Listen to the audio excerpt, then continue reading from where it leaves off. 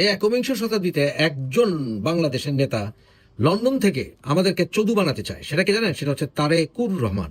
London থেকে সে আমাদেরকে গাধা বানাতে চায়। আরে তারেক, কয়েক সপ্তাহ আগে একটা ভিডিও করছিলাম, যে ভিডিওতে তুই যে একটা লেটেস্ট ব্র্যান্ডের রেঞ্জ রোভার চালাইতেছিলি না, ওটা নিয়ে ভিডিও করছিলাম আমি।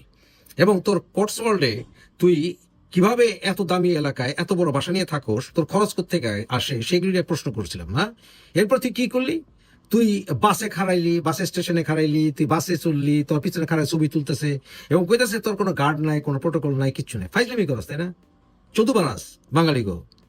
তুই যেই রেস্টুরেন্টে খাইতে যাস, এর আগে তুই তোর সামসাগো শুধু না, তোর পেইড বডিগার্ডকে তুই পাঠায় আসি করি চেক করাস না? করাস তো। তারপরে তুই কোনোদিনও বাঙালি এলাকায় থাকস নাই। সাধারণ বাঙালিরা যেসব এলাকায় থাকে তুই কোনোদিনও থাকস নাই। তুই রেঞ্জ রোভার ছাড়া, দামি দামি গাড়ি ছাড়া চড়স নাই। মিথ্যা কথা কইছি? তোর ওই ভাইয়া গ্রুপের সদস্যরা, পারভেজ মল্লিক, কায়সার, আব্দুল মালিক, তোর সপ্তাহে ফোন করে সায়েম সব করে ফোন করে, ভাইয়া আজকে মুরগির এই ঠাং পাওয়া গেছে, আজকে গরুর এই রান পাওয়া গেছে, নিয়ে আসি ভাইয়া।